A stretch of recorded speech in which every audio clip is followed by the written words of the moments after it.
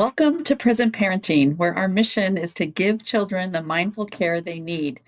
My name is Amy, and today I'll introduce the basic concepts of the attachment stage.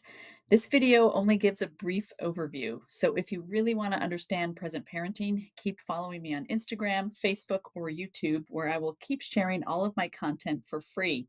I also highly recommend that you join one of my free live Q&A events or participate in a Marco Polo Sharecast so you can ask questions privately and listen to my answers at your leisure. Stay tuned on Instagram or Facebook for details on those. Now, let's dive into the first and probably the most important stage of the accountability pyramid, attachment. Perhaps you've heard the term attachment prior to this video. Thanks to great minds like British psychiatrist John Bowlby, who introduced the attachment theory in 1958, ideas about the importance of attachment in a parent's relationship with their child have been circulating for decades. But if you haven't heard of it before, that's okay too. Personally, I became familiar with attachment when I had three young kids, and my husband and I had joined a training course for foster parents. Our instructors kept referring to attachment, attachment, attachment. Why? Because, they assured us, every child you foster, no matter the age, will display challenging behaviors due to the childhood trauma and family separation they have experienced. But foster parents can help. Wait a second. This news hit me with great force. Disruptive behaviors are often linked to issues with attachment. If so, I wanted to know more about attachment because this felt like a clue that I was missing in order to help my biological children with their challenging behaviors. My new awareness of attachment led to years and years of study about human development, and it turns out my hunch was correct. Some of my children's disruptive behaviors were absolutely tied to attachment issues. So now I've learned firsthand the value of focusing on the attachment mindset for the first 3 years of a child's life and during vulnerable moments as a child continues to grow. Attachment is the foundation of the accountability pyramid. I can't stress enough that if you want your child's prefrontal cortex to develop to the point of mindful decision making in older years, then you've got to prioritize attachment mindset first. I think you'll understand attachment more if we talk about why attachment matters from a brain science perspective. In short, children are born incredibly vulnerable. What does that mean, and how does attachment help? When holding a newborn, it's pretty obvious that infants are helpless without us. They come wired to breathe, digest food, and cry for help, but that's about it. Their brain is full of billions of neurons, but the majority of those neurons are unconnected at birth. Slowly, though, over weeks and months and years, their little body's senses soak in their new environment and start making the necessary neural connections they need in order to survive. They learn to use their eyes, mouth, hands, and legs. Essentially, the inside and back of a child's brain, which is responsible for self preservation, is soaking in internal and environmental cues and deciding how to avoid discomfort and seek pleasure. It's such an exciting process to witness. But despite learning and growing at a very rapid rate during the first several years of life, children don't have much access to their prefrontal cortex because it develops last. So instead of observing mindful behaviors in our young children, we see self preservational behaviors like hitting and screaming and biting and cuddling and clinging. And even when you may observe a mindful moment occasionally, young children do not have the brain wiring available to make wise and mindful choices on a consistent basis. Therefore, they innocently depend on a caregiver's ability to be wise and mindful on their behalf so they can feel safe and secure. And because they need us so desperately, they are instinctively driven to form an attachment. Ideally, you, as your child's parent, become the secure attachment they need. And if we take on the role of a mindful attachment figure, it will not only help them get through tough moments during these vulnerable years, but a secure attachment also magically lays a foundation for their future prefrontal cortex growth. Sadly, the opposite is also true. If a child does not form a secure attachment, the child's prefrontal cortex growth will be stunted, and the child's brain will learn to only react in self defense. The primitive brain will have become so strong through years of coping that it basically won't let the mindful brain step in and do its job when it is supposed to in later years. In conclusion, attachment is critical. Children are in the attachment stage of development during the first 3 years of life and during other moments of high vulnerability. It will be helpful to differentiate between the phrase attachment stage and attachment mindset, especially if you plan to join a free Q&A because I will mention those terms frequently. Attachment stage refers to the child's level of vulnerability. Attachment mindset is a parent's state of mind or intention when they see that their child is in the attachment stage. The attachment mindset bears the burden of each disciplinary moment for the child without expecting them to feel personal responsibility.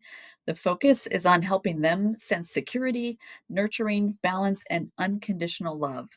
Let's break this down a little. What does bearing the burden mean?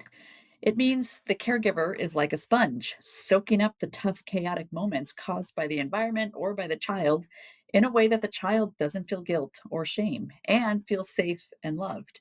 Bearing the burden means we, as parents, are accountable for the misbehaviors of our child as if those misbehaviors are our own. It means holding sacred our child's innocence and therefore not allowing our words, our tone, or our body language to shift the feeling of accountability onto our child's shoulders. During the attachment stage, accountability is ours. On the surface, this seems kind of obvious. Of course, babies are innocent and shouldn't feel accountable for their actions yet. Of course, babies should feel nurturing and security and unconditional love without guilt or shame. But picture yourself exhausted after a long day, and your innocent infant poops through two outfits, screams uncontrollably, and won't sleep or eat. And remember that the attachment stage lasts at least 3 years. Until you've had some practice, it is extremely difficult to maintain the attachment mindset in the face of toddler tantrums and messes at home or defiant outbursts in public.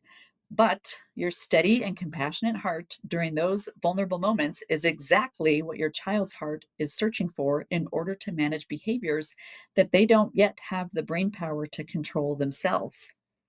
You might be thinking, but wait a second, I don't want my child to learn to manipulate or grow up soft. If I bear their burdens for them, won't they be learning to take advantage of people or expect to be coddled? This is a fear I and especially my husband had when I first started studying attachment. And it is also exactly why I love the accountability pyramid so much. If attachment were the only phase and parenting mindset, then fears of creating entitled children might be legit. But attachment is only the first stage of prefrontal cortex development, a mere stepping stone for further development. Yes, the attachment mindset does give your child 100% grace from accountability for a time. But this security inspires them to seek positive role models to follow, which then leads them to a natural desire to learn about accountability and self discipline, and eventually gives them a drive to become responsible, independent adults and mindful leaders in society. So please have confidence that your years of sacrifice to your vulnerable child are both critical and worthwhile. And yes, I am excited to share the next stages with you as well. Now, here are some ideas of what attachment might look like. Feel free to screenshot this list. I'll post it on social media as well, and we'll continue to talk about each of these as I share personal experiences in my live Q&As and on my Marco Polo sharecasts. I welcome comments or questions about a particular one on the list. Your thoughts will help me direct my future content in ways that you need, so don't be shy in asking questions. Included on this list are ideas like skin to skin contact and baby wearing that work really well in bonding with infants. Other ideas like tantrum support and engaging in moments of imaginative play are more applicable to meeting toddlers' attachment needs. But the goal is the same throughout. Be aware of and accept my child's present state and be willing to bear that moment with them. One important thing to note about implementing attachment practices is that attachment is a personal and mindful bond between a parent and a child, and therefore it will be unique to each family and to each child in each family. You don't have to do everything on this list all the time or with every child. Try not to get overwhelmed by all of the options. Instead, be aware of the common practices that do tend to build attachment, and then be mindful and intentional about your attachment choices. Pick one to focus on this week and open mindedly observe how it feels to you and to your child. As you practice personal mindfulness and meditation, you'll be inspired about which attachment practices to incorporate into your daily routine and when to change those attachment practices to different ones based on your family circumstances and your child's personal needs. Notice how each of these suggestions require physical and emotional presence. While, of course, you won't be with your child 100% of the time, recognize that building a secure attachment with a child does require a significant sacrifice of your time and energy. But when your sacrifice has a long term purpose of laying the foundation for future brain growth, every second is worth it. So be there as often as you can. Here's a key tip for today. Remember that attachment is a feeling. Yes, we do certain things in hopes of creating an attachment bond with our child, but attachment is not a checklist of to dos to cross off, nor is it a constant or anxious hovering over our child. The attachment mindset is the intentional desire to accept our child's vulnerabilities and to sacrifice some of our precious time and comfort to assist them with their primitive and often out of balance instincts. Successful attachment must come from our heart. You can tell if attachment is coming from the heart because you can feel it. When you feel genuine acceptance for and mindful awareness of your child, your heart will release the hormone oxytocin, which feels warm and peaceful. This chemical reaction in your body can be sensed by your child, and it triggers a similar oxytocin reaction in your child's heart, which then contributes to positive brain growth in your child. So pay extra attention to your heart and your child's heart. As you sense warmth, you'll know you're on the right track. A few other signs of attachment success are listed below. Before present parenting, I used to be worried that my kids were too attached when they clung to me, or I'd get worn out when they saved their worst emotions for me. But present parenting taught me to celebrate signs that my child's heart and brain were slowly learning to depend on me. I've learned that innocent dependence is necessary in order to set the stage for all the future stages. So remember that the attachment stage does not last forever. Embrace it while you can. Pat yourself on the back when it is hard. Give yourself permission right now to be grateful the next time your child begs for your attention, because it's a sign that they trust you and need you. And that's a beautiful thing. And if you're worried about hurrying to move on to the following stage, don't be. I've found that if I truly soak in my child's need for me and sit with it, often longer than I want to, then I'll be more in tune and in the right mind to know when it is time to guide them on to the next stage of following my lead as I set wise boundaries for them. This brings me to the final line on this slide. I hope you feel and celebrate how the attachment mindset changes you as a person. The attachment stage is demanding, both physically and emotionally. But if you can learn to endure being in tune with a child who depends on you, it will quite literally change your heart and strengthen your own prefrontal cortex into a healthier, happier, and more peaceful version of yourself. Living the attachment mindset for as long as your child needs will give both you and your child something to celebrate. Thank you again for your precious time and attention today. I hope you feel inspired to continue on this present parenting journey. Keep learning, keep trying. Together, we really can change the world, one child and one present moment at a time.